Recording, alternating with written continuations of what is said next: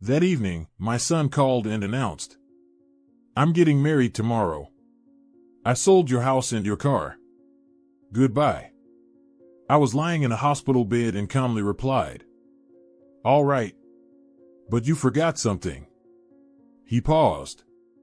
"What?" I smiled. "Because the house he sold. But before we continue, tell me, where are you from, and how old are you?" "Enjoy the story." Margaret opened her eyes. The white ceiling of the hospital room, the dim light, the smell of medicine, all of it told her exactly where she was. The doctors had said the surgery went well. She felt weak, but the pain was gradually fading. The room was quiet, only the occasional muffled voices from the hallway broke the silence. She was alone. No one came to visit, but she hadn't expected anyone. Her son Andrew was always too busy. She carefully turned onto her side, trying not to disturb the fresh stitches. Fragments of thoughts rushed through her mind, her late husband, Andrew, her only support and hope, and a future that now felt uncertain. Night fell over the city. Lights flickered on outside the window. The room grew dim. Margaret was dozing off when the phone rang. She struggled to lift her hand and answered. "Hi, Mom." Andrew's voice was rushed, almost cold. "Hello, Andrew," she replied, trying to sound cheerful. "Listen, Mom, I'm getting married tomorrow."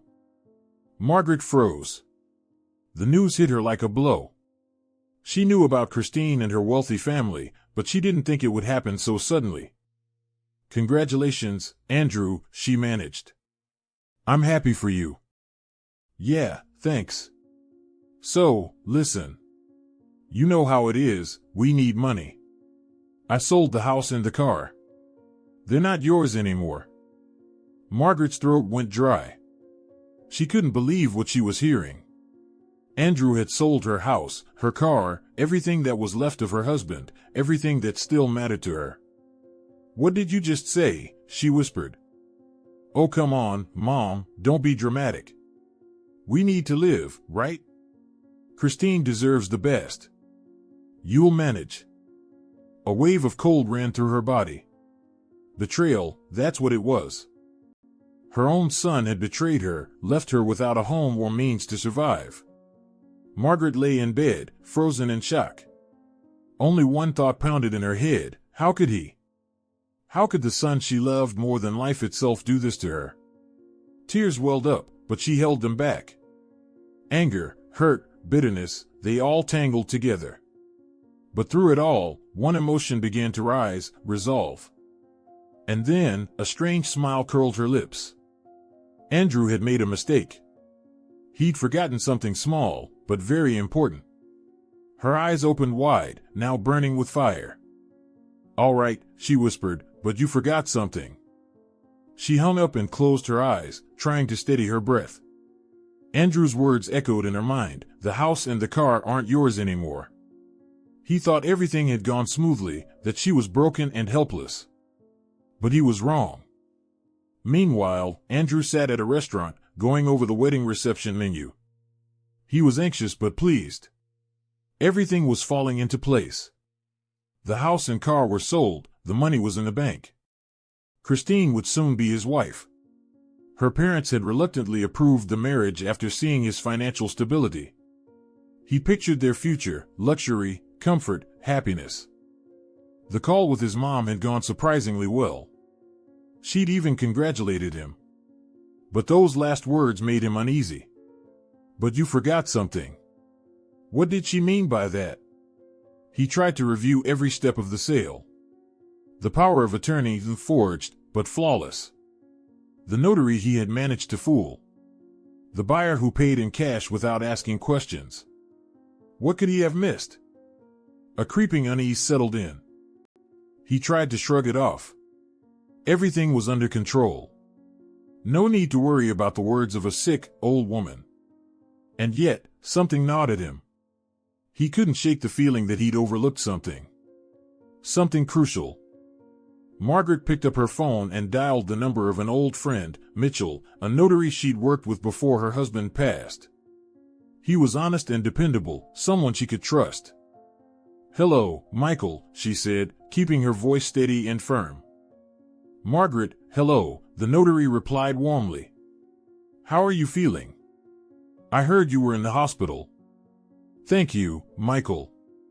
I'm doing better. I just have one question for you. Did you issue a power of attorney in my son Andrew's name, authorizing him to sell my apartment and car? There was silence on the other end. Margaret held her breath. No, Margaret, Mitchell replied after a pause, I never issued any power of attorney in your son's name. And I couldn't have. You know I always follow the law. Margaret exhaled slowly.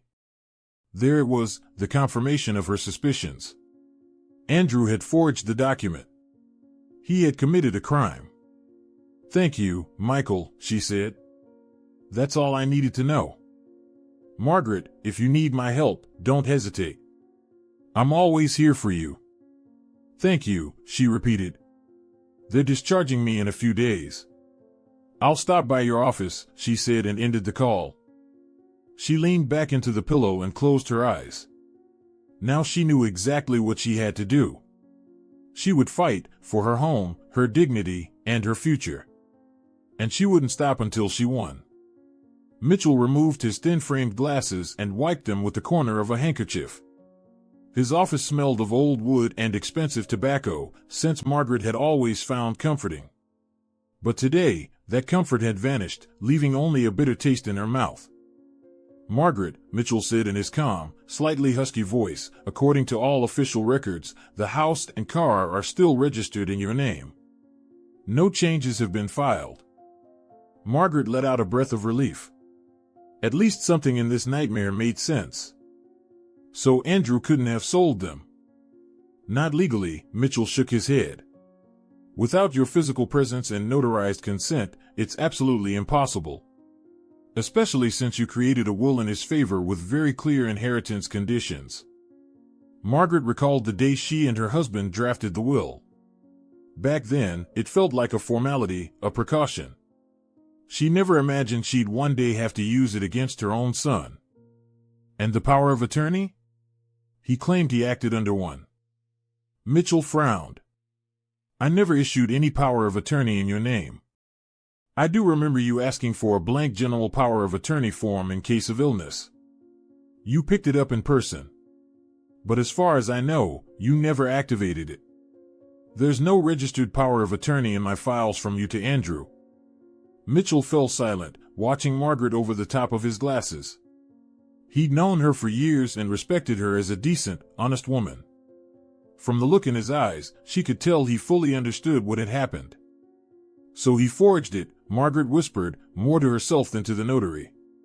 He faked my signature, the seal, my God. Flashes of past conversations ran through her mind, Andrew hinting at the upcoming wedding, his sudden generosity over the past few months. She chalked it up to love, to wanting to impress his fiancée's wealthy parents. How wrong she'd been. Margaret, Mitchell said again, his voice full of sympathy, I know this is painful, but you need to act fast. If your son really forged those documents, that's a criminal offense. I understand, Margaret replied, summoning her strength. What should I do? First, Mitchell put his glasses back on and opened his computer. You need to contact the DMV and the county recorder's office immediately. Report potential fraud and attempted illegal transfer. File a request to freeze any transactions involving your property until they complete an investigation. Okay, Margaret pulled out her phone and began dialing the DMV. Her hands were slightly trembling, but she did her best to stay calm. Second, Mitchell continued, you'll need a good attorney. I can recommend a few trusted ones. They'll help you file the necessary complaints and represent you in court if it comes to that. Thank you, Margaret said, glancing up from her phone. I'll think about that. Right now, I just need to block the transactions. The call to the DMV was long and exhausting. She had to explain the situation several times and answer countless questions. In the end, they accepted her report and promised to investigate. Then she called the county recorder's office.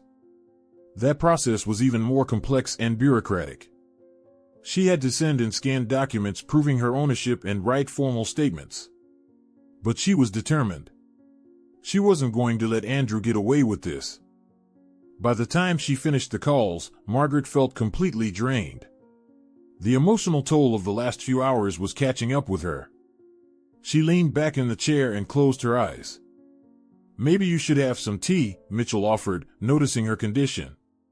"I have a nice herbal blend." Margaret nodded. A hot cup of tea was exactly what she needed.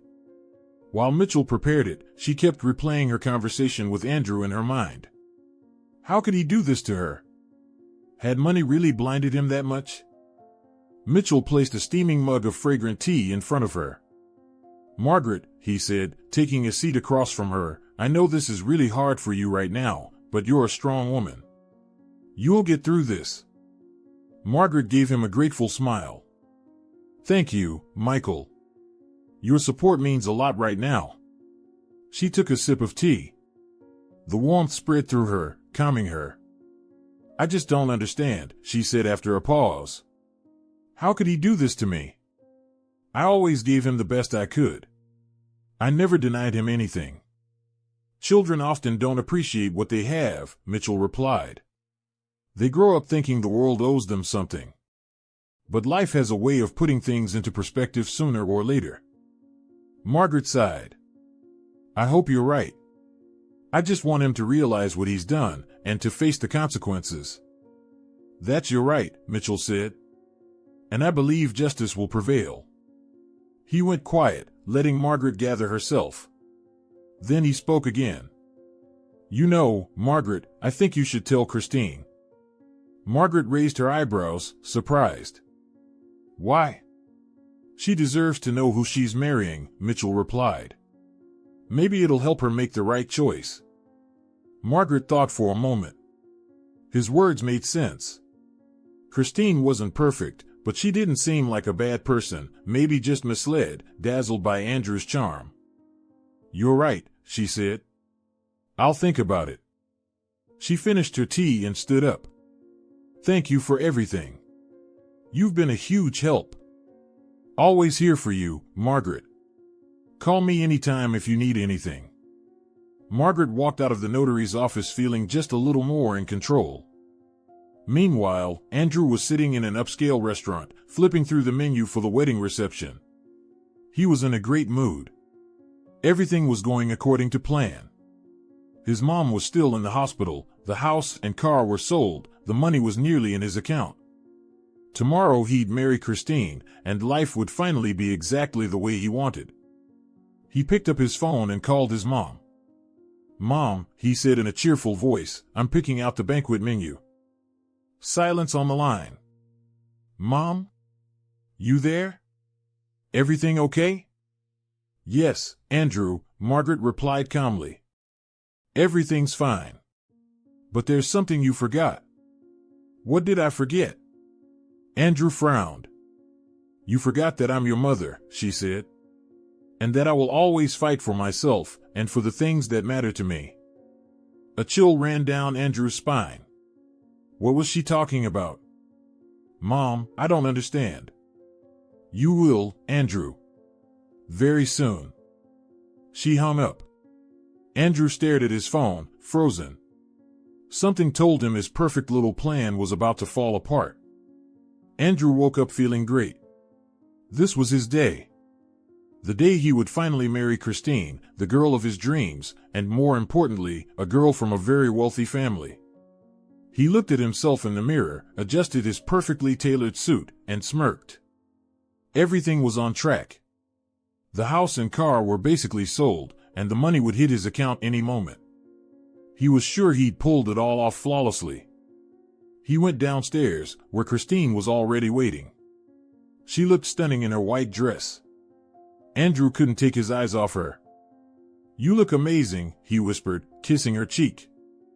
"Thank you," she replied, but her voice didn't carry the joy he expected to hear.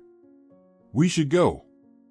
They left the house and got into the car, the same one Andrew planned to sell right after the wedding. On the way to City Hall, Andrew chatted nonstop, talking about their future, how they'd spend the money from the sale of the house and car, and how they'd travel the world. Christine listened in silence, her face unreadable. Andrew chalked it up to pre-wedding nerves. When they arrived at City Hall, guests were already gathered, Christine's parents, friends, a few distant relatives. Everyone smiled and congratulated them. Andrew felt on top of the world. Just as he was picturing himself as Christine's husband, wealthy and happy, a man in uniform approached. "Andrew?" the man asked. "Yes, that's me," Andrew replied, frowning in confusion. "You've been served. Please come with me." Andrew took the notice with trembling hands and read it. "You are summoned to the investigation department to give testimony regarding document forgery and attempted fraud." His world spun. He felt the blood drain from his face. Forgery? Fraud? What is this? "There must be some mistake," he stammered, staring at the officer. "I didn't forge anything. I haven't deceived anyone." "That's for the investigation to determine," the officer said sharply. "Please come with us." Andrew turned to Christine. She stood there pale as a sheet, looking at him in horror. Her parents whispered to each other, glaring at him with disgust. The room went still. The guests fell silent, the atmosphere thick with tension. "What's going on?" Christine's voice shook. "Andrew, what is this?" He opened his mouth to explain, but no words came out. He realized everything was falling apart. His scheme had been exposed. He was facing prison. "I'll explain everything," he finally managed to say. "This is all a misunderstanding." "I don't think so," Christine said coldly. She turned and walked away, leaving Andrew standing in the middle of City Hall, humiliated and disgraced. Her parents followed, casting one last contemptuous look his way. The guests began to disperse, whispering behind his back. Then, the man who had bought the house, Andrew's victim, stepped forward, his face flushed with rage. "Where's my money?" he yelled. "You promised me that house. I gave you all my savings." "I'll pay it back," Andrew muttered, his knees weak. "Pay it back? I'll sue you," the man roared. "You'll pay for everything." He stormed off, leaving Andrew in despair. A police officer gently took him by the arm and led him toward the exit. Andrew tried to resist, to pull away, but it was useless. He knew it was over. At the station, Andrew was questioned. He denied all the charges, insisted it was all a mistake, that he hadn't forged anything. But the investigator was firm. They had all the evidence: Margaret's statement, Notary Mitchell's testimony, the victim's complaint, the forensic analysis of the fake document. Andrew was formally charged with fraud and document forgery. He was facing several years in prison. Later that day, Christine called. "How could you do this?" she asked, her voice filled with hurt and anger. "How could you lie to your own mother?" I just wanted us to have a good life," Andrew tried to explain.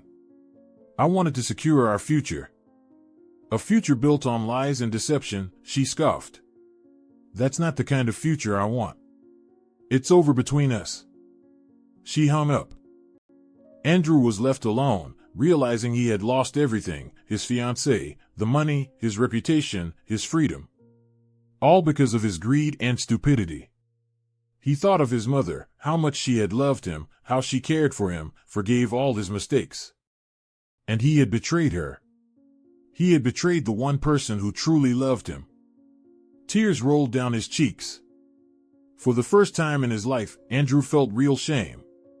Shame for what he'd done. Shame in front of his mother. Shame in front of Christine. He understood now: he deserved everything that was happening to him.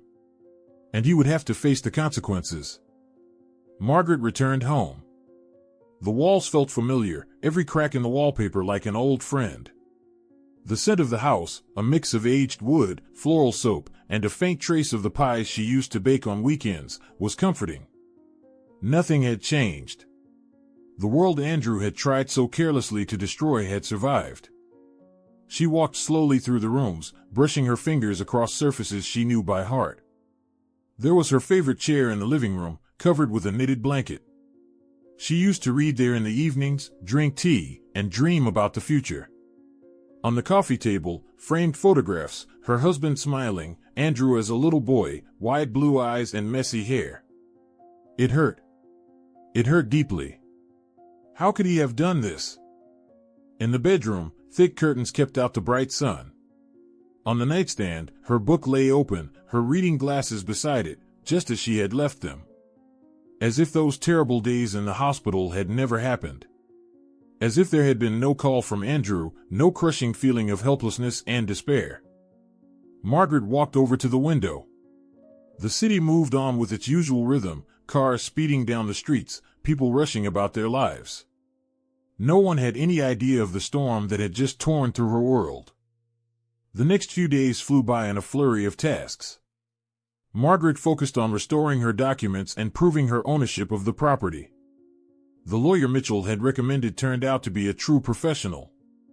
Calm and precise, he explained every legal detail clearly, giving her confidence that everything would work out in her favor. Finally, the news came from the court: the fraudulent sale was declared void. All her property was officially returned. Margaret exhaled with relief. Justice had been served. That same day, she received a message from Andrew. Short, dry, emotionless. "Mom, I'm sorry." Margaret stared at the screen for a long time, unsure how to respond. Forgive him? Could she ever truly forgive him? The wound from his betrayal was still too fresh. She didn't reply. Not yet. Maybe one day. But not now. A few days later, another message arrived, this time from Christine. Hello, Margaret. I know this might not be the best time, but I want to sincerely apologize for Andrew's behavior. I had no idea he was capable of something like that. He doesn't deserve you. I wish you peace and happiness. Margaret read the message several times. Christine's words touched her. She, too, had been betrayed, but she'd found the strength to apologize. Margaret felt a wave of respect for her. Maybe Andrew could have had a happy life with her if he hadn't chosen greed and deception. She typed out a response. Thank you, Christine. I appreciate your honesty. I wish you all the best. Evening fell. Margaret stepped out onto the balcony.